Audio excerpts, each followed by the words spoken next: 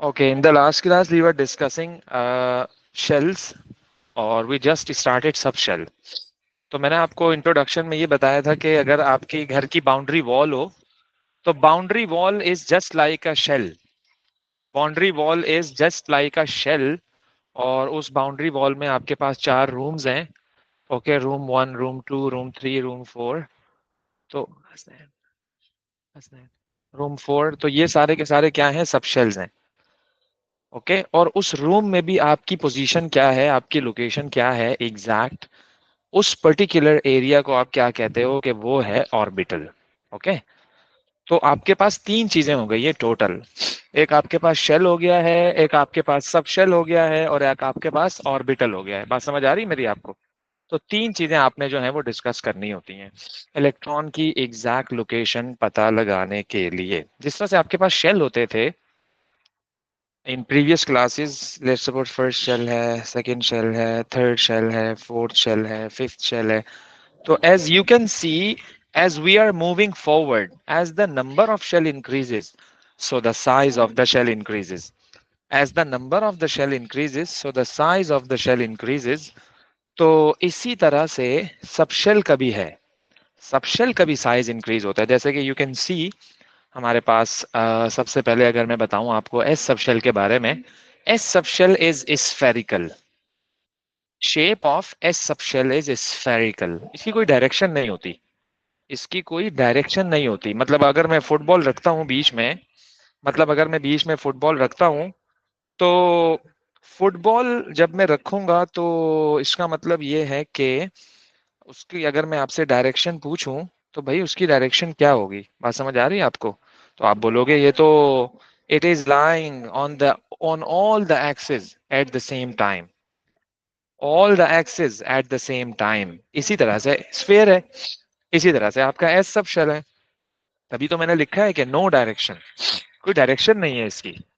और ये जो आपको एस सब शेल नजर आ रहा है, इसका भी साइज वेरी करेगा. इसका भी साइज वेरी करेगा. जैसे जैसे जब हम पहले बनाते थे स्ट्रक्चर, उनका भी साइज वेरी कर रहा होता था ना. इसका भी ऐसे ही करेगा. लेट्स सपोज अगर ये 1s है तो ये इतना सा है. 2s, 3s, then 4s, then 5s. तो साइज इसका ग्रेजुअली इंक्रीज होता जाएगा.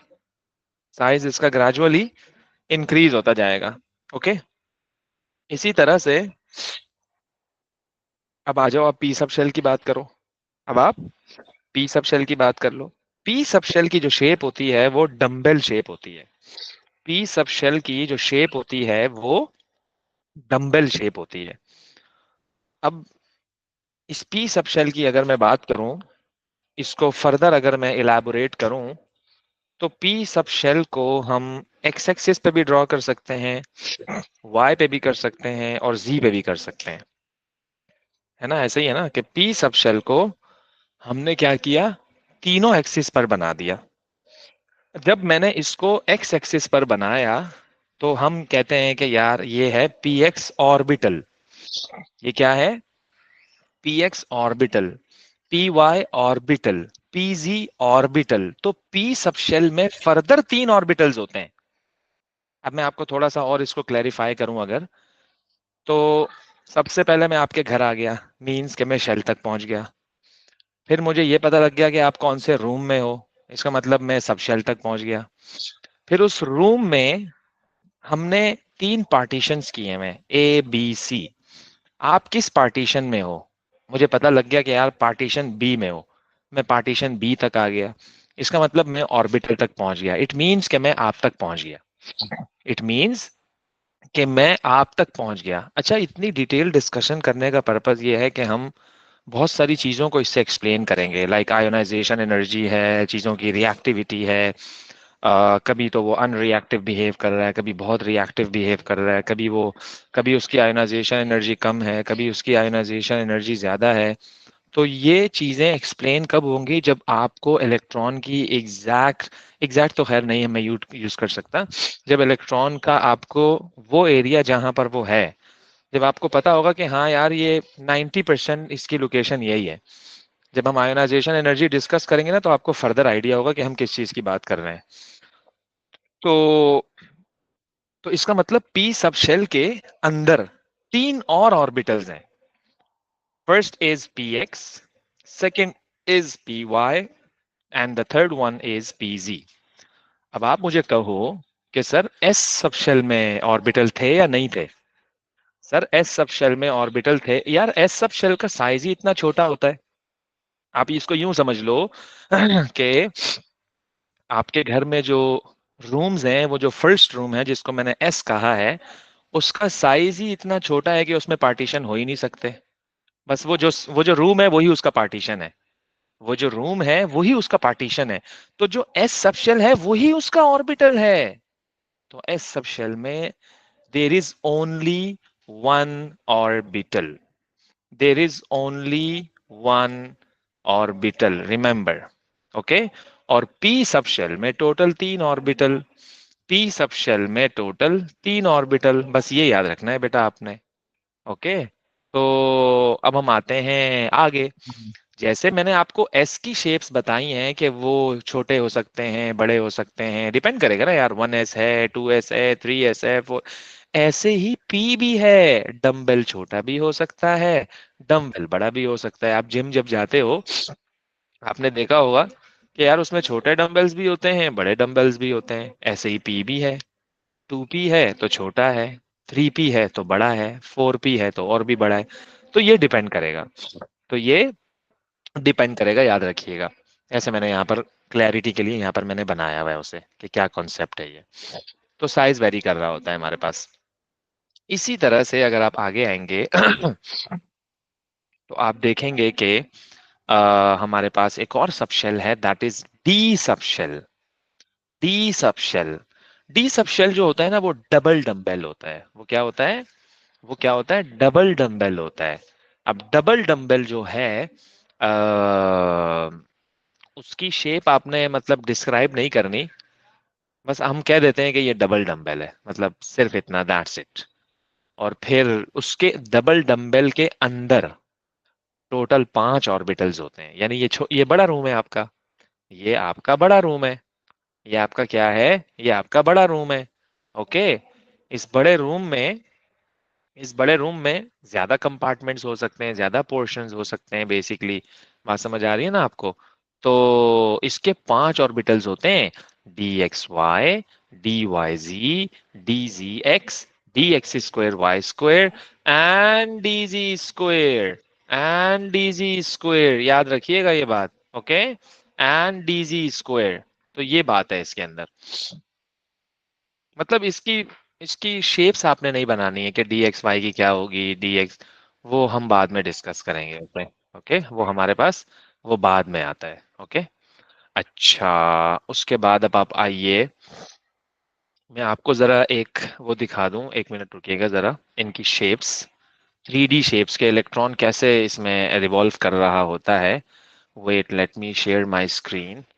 वो कुछ ऐसा होता है, यानी कि ये चीज, ये देखिएगा जरा।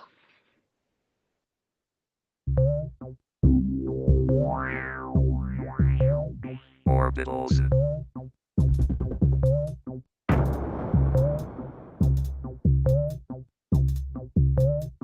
ये एस था, स्फेरिकल होता है। ये पी के तीनों बनाए हुए इन्होंने, पी एक्स भी बनाया है, पी वाई भी बनाया है, पी जी भी बनाया है। तीनों को कंबाइन कर दिया इन्होंने। तीनों को कंबाइन कर दिया। डी एक्स जी ऐसा होता है, Orbitals. डी एक्स वाई ऐसा होता है,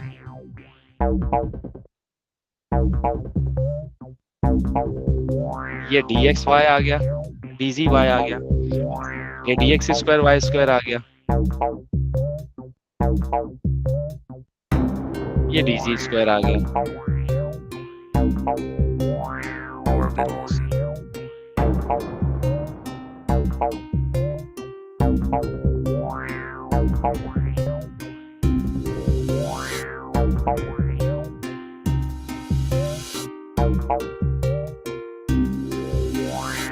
Orbitals.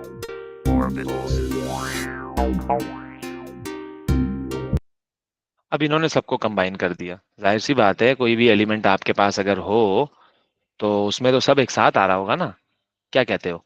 मतलब उसमें एस भी होगा, उसमें पी भी होगा, उसमें डी भी होगा, फिर हम कंबाइन भी तो देखेंगे ना कैसा है। तो ये तो बड़ा कॉम्प्लेक्स हो जाएगा यार उसकी शेप। क्या कहते हो? एस भी चला गया, पी भी आ गया, डी भी आ गया। जब इसको हम तो बड़ा कॉम्प्लेक्स शेप बन जाएगा ये तो इसलिए हम बिल्कुल कंबाइंड नहीं बनाते हैं, बस दैट्स इट। बस आपको समझ आना चाहिए कि ये शेल्स होते हैं, ये सब शेल्स होते हैं, और ये ऑर्बिटल्स होते हैं। ओके। तो each orbital consist each orbital contains two electrons. Each orbital contains two electrons. Okay. जैसे जैसे जैसे जैसे जैसे let suppose s sub shell में एक ही ऑर्बिटल था, और ईच ऑर्बिटल कंटेन्स टू, तो s में दो इलेक्ट्रॉन आ गए। p सब शेल में टोटल तीन ऑर्बिटल्स हैं, each orbital contains two electrons. Each orbital contains two electrons, तो टोटल सिक्स हो गए। इसी तरह से d की अगर आप बात करोगे तो d सब शेल में टोटल पांच ऑर्बिटल्स हैं, तो each orbital contains two electrons, तो टू मल्टीप्लाई बाय फाइव, तो फाइव टू जा टेन इलेक्ट्रॉन्स, तो d सब शेल में आपके पास टोटल टेन इलेक्ट्रॉन्स हो गए। इसी तरह से जब आप f सब शेल पे आओगे तो f सब शेल कॉम्प्लेक्स होता है बहुत। f सब शेल बहुत कॉम्प्लेक्स होता है। ओके। और उसकी उसकी शेप हम बनाते नहीं है, बट हम कह देते हैं कि एफ सब शेल में टोटल सेवन ऑर्बिटल्स हैं, और means that seven times two it would be 14। Seven times two is 14, right? So उसमें 14 इलेक्ट्रॉन्स आते हैं। बस कॉन्सेप्ट याद रखिएगा कि each orbital contain two electrons, that's it. Okay.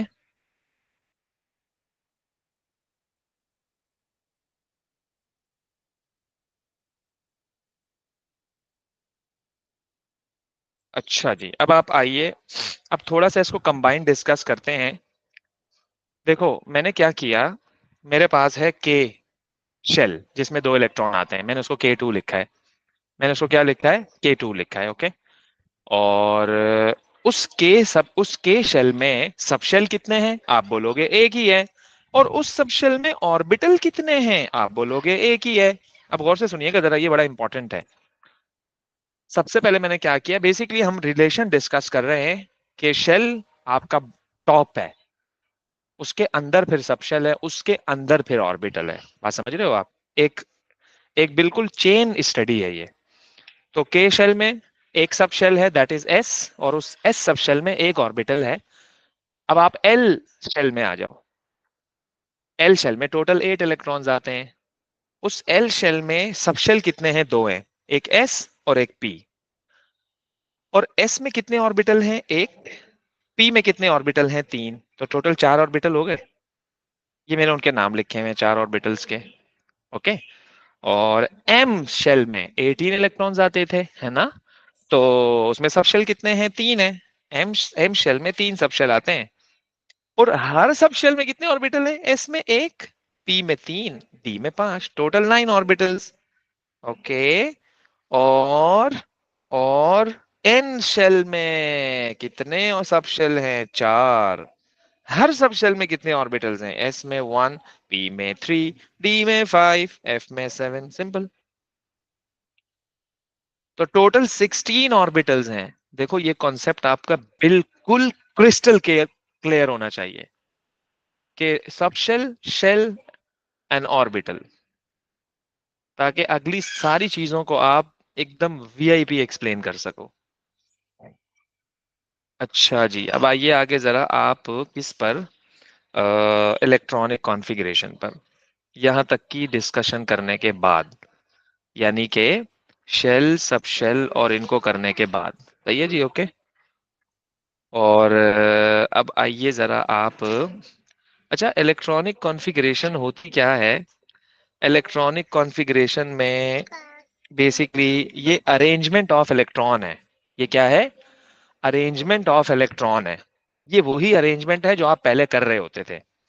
ये वही अरेंजमेंट है जो पहले आप कर रहे होते थे। ये कोई न्यू बात नहीं है। बस पहले ये था कि आप शेल की कॉन्फ़िगरेशन कर रहे होते थे, अब हम सब शेल की और ऑर्बिटल की कॉन्फ़िगरेशन करते हैं। So it's more clear, it's more clear. अच्छा, एक बात और मजे की आपको बताऊं मैं, जब मैं आपसे कोई रीजन पूछूंगा ना अभी किसी भी चीज का, आयोनाइजेशन का या कोई भी हो, तो आप जब पुरानी कॉन्फ़िगरेशन से उसे एक्सप्लेन करोगे ना, तो वो उतना वेल मैनर्ड नहीं होगा, उतना बेटर एक्सप्लेनेशन नहीं होगी जितनी कि जब आप उसको on the basis of subshell या ऑर्बिटल करोगे। अभी हम आपको दिखाएंगे, अभी नहीं, अभी पहले हम ये डिस्कस कर लें, फिर आपको एप्लीकेशन इसकी पता लगेगी कि यार इसकी इंपॉर्टेंस क्या है इस कॉन्फ़िगरेशन की जो हम अभी पढ़ने वाले हैं। तो arrangement of electrons in different subshells and orbitals on the basis of their energy, ये कोई हमारी मर्जी तो नहीं होती ना कि हमारा जब दिल चाहेगा जहां दिल चाहेगा इलेक्ट्रॉन को फिट कर देंगे, ऐसा तो नहीं है ना। हर चीज के कुछ रूल्स एंड रेगुलेशंस हैं जिसे हमें फॉलो करना होता है। लेट सपोज मेरे सामने कुछ लोग हैं, भूखे भी हैं, कुछ लोग ऐसे भी हैं जिनका पेट भरा हुआ है, और से सुनिएगा जरा, और मुझे क्या करना है, उनको इलेक्ट्रॉन्स देने हैं, उनको खाना देना है मुझे, तो सबसे पहले आप किसको दोगे? जिसको शदीद भूख लग रही होगी आप उसे दोगे, कॉमन सेंस की बात है। जो सबसे ज्यादा भूखा होगा आप उसे दोगे, है ना भाई? तो जो सबसे ज्यादा भूखा है इसका मतलब उसकी एनर्जी सबसे कम है, तो जिसकी एनर्जी सबसे कम होगी, यही क्राइटेरिया है ना कि हमें तो उसे देना चाहिए। तो याद रखिएगा, यहां भी उसी क्राइटेरिया को फॉलो कर रहे हैं हम, यहां भी उसी क्राइटेरिया को फॉलो कर रहे हैं कि जिसकी एनर्जी सबसे कम होगी, आपने इलेक्ट्रॉन सबसे पहले उस सब शेल में पुट करना है। लेकिन हमें कैसे पता लगेगा कि इसकी एनर्जी कम है इसकी ज्यादा है ना बात? हमें कैसे पता लगेगा इसकी एनर्जी कम है इसकी ज्यादा है? तो उसके लिए हमारे पास एक प्रिंसिपल है, that is known as Aufbau principle, that is known as Aufbau principle, right? अब ऑफ बाओ प्रिंसिपल में क्या होता है कि हम इलेक्ट्रॉन को अरेंज करते हैं on the basis of increasing energy. Of बाओ साइंटिस्ट का नाम नहीं है, ये एक लैटिन वर्ड है जिसका मतलब होता है बिल्डिंग अप। तो हम क्या करेंगे, हमारे पास इतने सारे सबशेल्स हैं, इतने सारे सबशेल्स हैं, तो हम इलेक्ट्रॉन को किस जो है ना बेसिस पर इसमें पुट करेंगे? So on the basis of their increasing energy, on the basis of what? Their increasing energy, याद रखिएगा। तो अब उसी हिसाब से हमने इसे अरेंज किया है। ये आपके सामने जो टेबल बना हुआ है ना, सबसे फर्स्ट एरो, सबसे फर्स्ट एरो किस पर आया? 1s पर, तो मैंने लिख दिया 1s। सेकंड किस पर आया? 2s पर। थर्ड किस पर आया? 2p पर। फोर्थ किस पर आया? 3s पर। बात समझ आ रही है आपको? तो इस तरह से चलते चलते 1s, फिर देन 2s, फिर देन 2p, फिर देन 3s, फिर देन 3p, फिर देन 4s, फिर देन 3d, फिर देन 4p, देन 5s। मतलब कुछ ऐसा होता है, ओके? कुछ ऐसा होता है। हमने ये कर दिया, और उसके बाद हम क्या करेंगे? उसके बाद हम क्या करेंगे?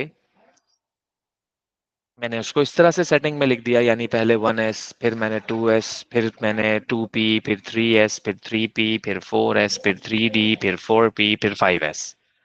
यहाँ तक बहुत होता है, मतलब ऐसा नहीं सारे लिखने की जरूरत नहीं है आपको, ये मोर देन एनफ है। अब जहां जहां s आएगा वहां वहां मैं 2 इलेक्ट्रॉन्स लगाऊंगा, क्योंकि मुझे पता है एस में 2 इलेक्ट्रॉन आते हैं, है ना? हमने पहले ऊपर डिफाइन किया है इस चीज को कि यार एस में तो 2 इलेक्ट्रॉन्स आते हैं, ये लिखा हुआ है मैंने यहाँ पर, ये देखो जरा, ओके? और पी में 6 आते हैं, डी में 10 आते हैं, और एफ में 14 आते हैं। अब जरा देखिएगा इस चीज को, मैंने मैंने इसको यूं लिख दिया, 2 2 6 2 6 2 10 6 2। सही है जी। जहां डी आएगा वहां 10 लगाऊंगा, जहां पी आएगा वहां मैं 6 लगाऊंगा, और जहां एफ आएगा वहां मैं 14 लगाऊंगा। कोई नई बात नहीं है इसमें, बड़ी सिंपल सी बात है। तो ये जो आप यूं जा रहे हो ना, एनर्जी इंक्रीजेस, एनर्जी क्या हो रही है? इंक्रीज हो रही है। जैसे जैसे आप यूं जा रहे हो एनर्जी इंक्रीजेस, एनर्जी इंक्रीजेस। तो 1s की एनर्जी सबसे कम है, 1s की एनर्जी सबसे कम है, याद रखिएगा। तो आपके पास जब भी इलेक्ट्रॉन्स हो ना, तो आपको इलेक्ट्रॉन किस में पुट करना है? 1s में पुट करना है। आपने इलेक्ट्रॉन किस में पुट करना है? 1s में पुट करना है, बस ये कॉन्सेप्ट है हमारा। That's called electronic configuration. उसके बाद 2s में, उसके बाद 2p में, उसके बाद 3s में, उसके बाद 3p में, उसके बाद 4s में, फिर 3d में, फिर 4p में, and then so on, and then so on. आप इसको यूं भी याद रख सकते हो, school school public school Dawood public school. और इलेक्ट्रॉन तो वैसे ही आहिस्ता आहिस्ता आपको खुद ब खुद प्रैक्टिस हो जाएगी। सही है जी। तो ये है हमारे पास उस, यानी कि इसको इलेक्ट्रॉन की फिलिंग का principle. Yes, Sir, do we have to memorize this order? Exactly, यही तो असल चीज है। The same order. या exactly the same order, 100% same order, you have to memorize this. अच्छा सही है जी, ओके। तो इसके बगैर तो काम खराब हो जाएगा बेटा। अच्छा, okay okay okay okay okay okay okay okay okay. चलें जी, आइए जरा अम, अब मैंने आपको कहा कि यार क्लोरीन का प्रोटॉन नंबर 17 है, आप इसकी कॉन्फ़िगरेशन करें जरा। क्लोरीन का प्रोटॉन नंबर 17 है, आप इसकी कॉन्फ़िगरेशन करें। तो अब कैसे हम इसकी कॉन्फ़िगरेशन लिखेंगे क्लोरीन की जिसका प्रोटॉन नंबर 17 हो? तो आप जरा ट्राई करो ना, फिर मैं आपको बताता हूँ कैसे करेंगे क्लोरीन की इलेक्ट्रॉनिक कॉन्फ़िगरेशन।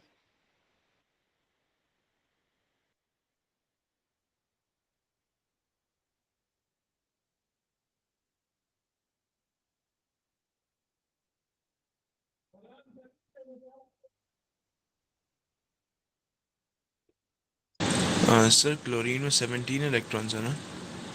या एग्जैक्टली।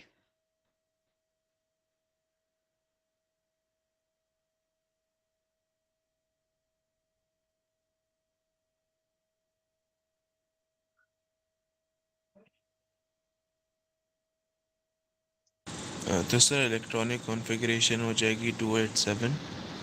अरे नहीं भाई, नहीं भाई, नहीं नहीं, ये वाली, ये on the basis of this one, अब 287 वाली भूल जाओ भाई। ओह अच्छा। जी मैं देखता हूँ। अब हमें 287 वाले को भूल जाना है।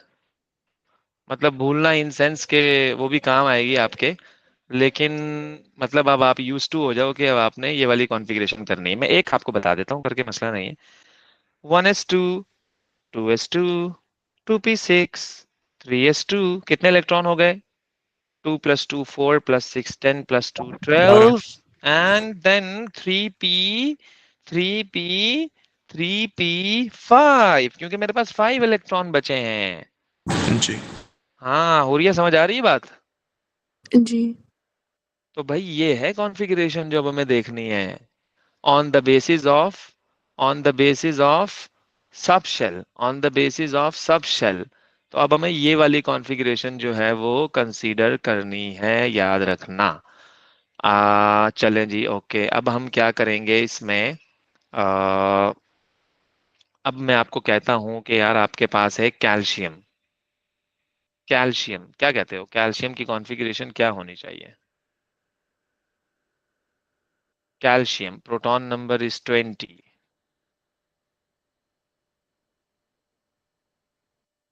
Sir, 1s2, 2s2, 2p6, 3s2, 3p6, and 4s2. बेहतरीन है जी, वेरी गुड। एग्जैक्टली ऐसा ही है। देखो जरा, मैंने यहाँ पे कुछ लिखी हुई है कॉन्फ़िगरेशंस, कुछ कॉन्फ़िगरेशंस मैंने यहाँ पर लिखी हुई हैं।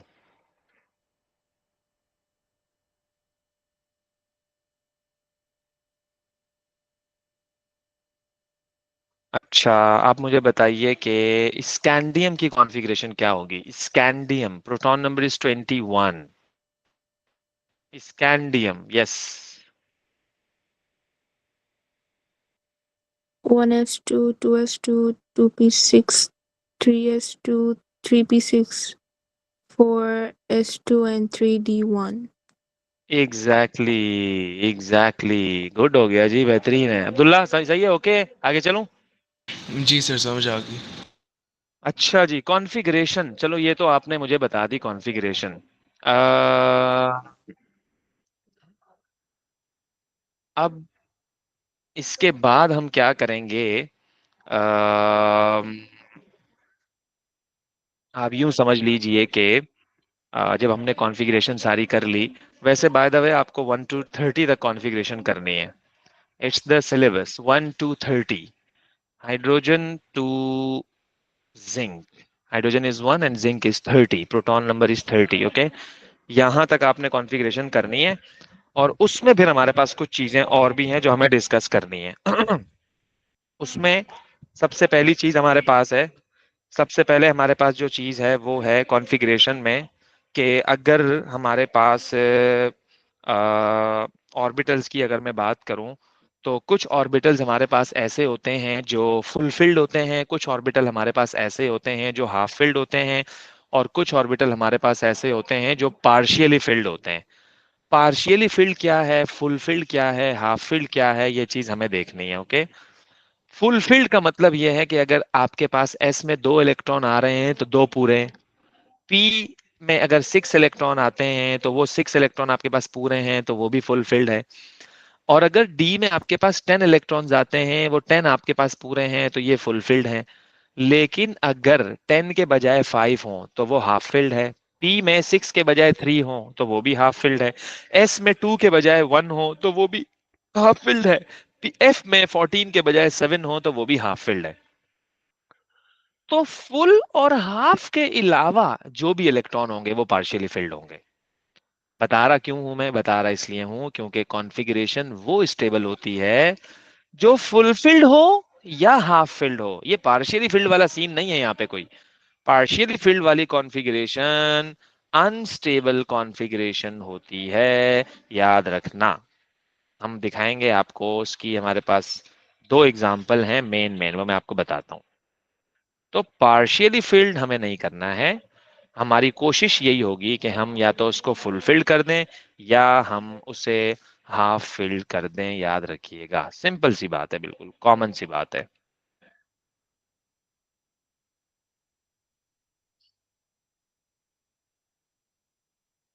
चलें जी, अब हमारे पास आता है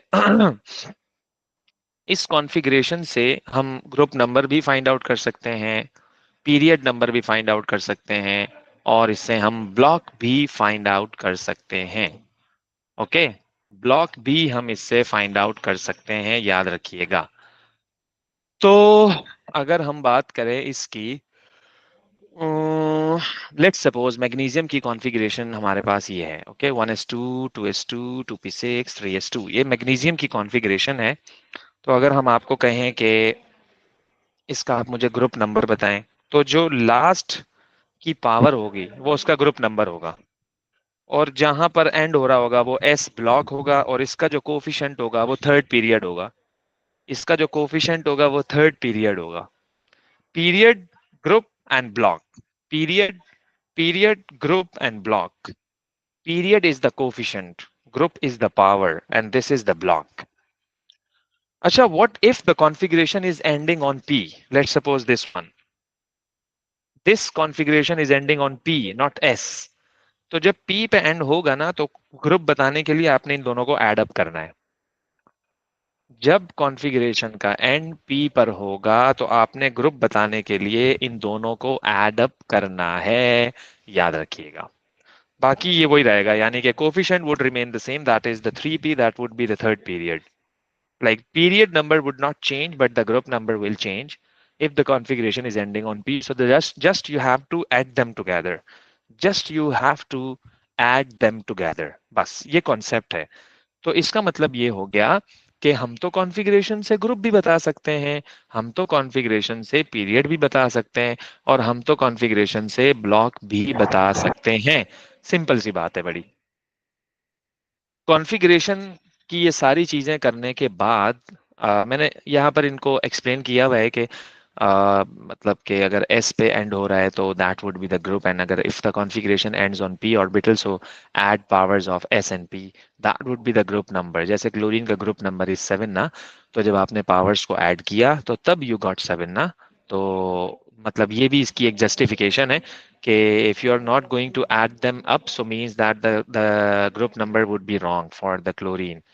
Of course group is 7, और वैसे अगर मैं P की बात करूं तो वो 5 आंसर आ रहा होगा, तो वो तो मेक सेंस ही उसमें नहीं बन रही ना कोई। तो ये चीज है। अच्छा, इसके बाद अगर मैं बात करूं, हमारे पास एक रूल है, Hund's rule. Hund's rule Hund's rule क्या कहता है कि भाई आपने क्या किया, फास्फोरस की कॉन्फ़िगरेशन लिखी। बात को गौर से सुनिएगा जरा। आपने फास्फोरस की कॉन्फ़िगरेशन लिखी, okay. 1s2 2s2 2p6 3s2 3p3 because the proton number is 15, because the proton number is 15, simple, proton number is 15, right? So जब आप प्रोटॉन नंबर 15 है तो मींस के 3p3 आ रहा होगा। मैं लास्ट की बात कर रहा हूँ, मैं यहाँ की बात कर रहा हूँ कि ये 3p3 आ रहा होगा, ओके। अब इस 3p3 की अगर मैं बात करता हूँ तो इसमें 3 इलेक्ट्रॉन्स हैं। अब इन 3 इलेक्ट्रॉन्स को मैं फिल कैसे करूं? ये जो मैंने बॉक्सेस बनाए हैं ना, ये बॉक्सेस वाली कॉन्फ़िगरेशन बेसिकली ये है configuration on the basis of orbital. और जो ये वाली कॉन्फ़िगरेशन है, ये कॉन्फ़िगरेशन है on the basis of subshell. ये डिफरेंस आपको याद रखना है, सबशेल वाली कॉन्फ़िगरेशन कौन सी है और ऑर्बिटल वाली कॉन्फ़िगरेशन कौन सी है, ओके। तो सबशेल वाली एसपीडी है और ऑर्बिटल वाली बॉक्सेस वाली है। कोई भी क्वेश्चन हो उसी टाइम पूछ लेना, थोड़ा सा टेक्निकल टॉपिक है ये। अच्छा, अब आप ये सोच रहे होंगे मैंने कभी सिंगल बॉक्स बनाया, कभी ये बनाया। तो of course we know that s subshell has only one orbital, so I would make only one box. And we know that the p subshell has 3 orbitals, so I would be making 3 boxes, of course. तो तभी मैंने p के नीचे 3 boxes बनाए हैं, s के नीचे 1 और then again p के नीचे 3, क्योंकि we know the number of orbitals। और बॉक्सेस बना के मैंने उसमें इलेक्ट्रॉन फिल कर दिए जैसे आपके सामने मैंने किए हुए हैं, सिंपल सी बात है। अब 3p3 की जब बात आती है तो मेरे पास 3 इलेक्ट्रॉन्स हैं। Now what can I do? Should I do this one और should I do this one? तो हुन्स रूल ये कहता है electrons should be individually filled with in orbital and then doubly filled. ये रूल है। पहले आपको भाई भाई मिसाल के तौर पर आपको, आपके पास कैंडीज हैं और आपके सामने डिफरेंट स्टूडेंट्स हैं।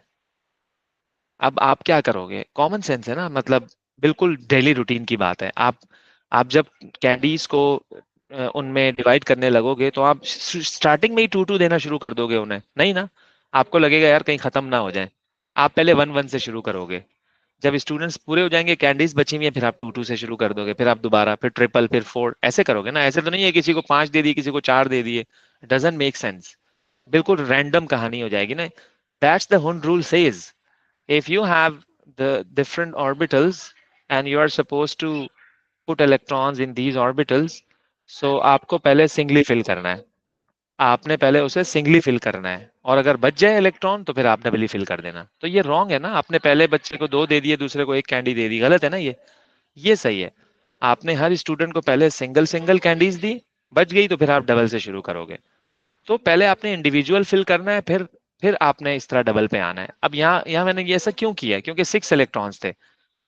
6 में मैंने पहले यूं यूं फिल किया इसे, फिर मैंने इसे यूं, तो 6 पूरे हो गए। मेरी बात समझ आ रही है नहीं आ रही है? हम्म? हाँ भाई, हुरिया और अब्दुल्ला सब जी सर, क्लियर है? समझ आ रहा है जी। ओके। तो ये है on the basis of orbital. अच्छा, अब एक और रूल है हमारे पास, पॉली एक्सक्लूजन प्रिंसिपल। ये क्या कहता है? Electrons should have opposite spin in the same orbital. तो ये सही है, ये गलत है? मतलब ऐसी स्पिन दो सेम इलेक्ट्रॉन की, वो तो फिर रिपेल करेंगे एक दूसरे को। रिपल्जन की वजह से आपका ऑर्बिटल अनस्टेबल हो जाएगा, टूट जाएगा, वो निकल जाएंगे वहां से। Every everything should be stable, everything should be stable, remember.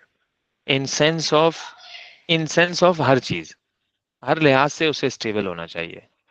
तो ऑब्वियसली हमें कुछ रूल्स पता होंगे तो हम उन चीज़ों को बता सकते हैं कि ये स्टेबल है, ये मोर स्टेबल है, ये लेस स्टेबल है। सिंपल सी बात है ना बड़ी। तो आप जब भी कॉन्फ़िगरेशन लिखोगे, जब भी इलेक्ट्रॉन्स उसमें पुट करोगे, so you must do opposite spin. You must put an electron with an opposite spin, जैसे कि मैंने इसमें यहाँ पुट किया हुआ है। एक क्लॉकवाइज, एक एंटी क्लॉकवाइज। इलेक्ट्रॉन इसी तरह से रोटेट कर रहे होते हैं, क्लॉकवाइज और एंटी क्लॉकवाइज। तो ये सही है। ये जो मैंने ऊपर एग्जांपल दी है, आप अगर इसको देखें, P6 को देखें अगर आप, तो P6 की अगर आप बात करो तो मैंने कैसे फिल किए हैं इलेक्ट्रॉन, देखो ना आप जरा। मैंने भी तो ऑपोजिट स्पिन के साथ फिल किया है ना इसे, तो आपने भी इसको ऐसे ही फिल करना है। तो ये दो बड़े इंपॉर्टेंट आपके पास प्रिंसिपल्स हैं। एक हुंड्स रूल है और एक पॉली एक्सक्लूजन प्रिंसिपल है। सही है जी, सेट हो गया। ये करना है आपने।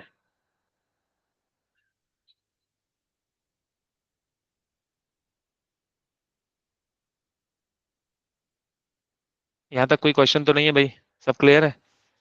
जी सर, सब कुछ क्लियर है। हाँ भाई, Huriya, okay. Sir, can you explain the principle? देखो, एक तो मैंने बताया हुंड्स रूल।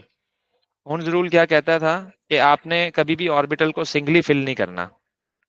यानी सॉरी, मतलब एक, मैंने यहाँ एग्जांपल दी है ना कि आपने, मैंने पहले इस तरह से फिल किया और फिर मैंने एक और इस तरह से इसी स्टाइल में फिल किया हुआ है।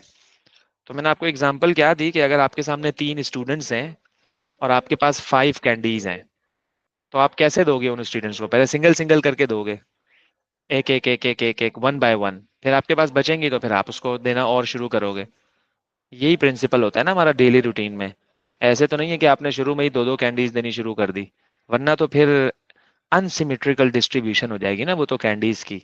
तो वो तो फिर आप यूं समझ लो कि इंसाफ नहीं होगा ना, ये तो किसी को ज्यादा मिल गई किसी को कम। तो हमेशा हम इवन डिस्ट्रीब्यूशन करते हैं, पहले एक एक दो, ऑर्बिटल में पहले वन वन इलेक्ट्रॉन फिल करो। हाँ, जब आपके पास इलेक्ट्रॉन बच जाएं तो फिर आप उसमें डबल डबल शुरू कर दो। लेकिन अगर आप पहले ही ऑर्बिटल में डबल इलेक्ट्रॉन पुट कर दोगे और फिर, तो फिर थर्ड में क्या करोगे आप?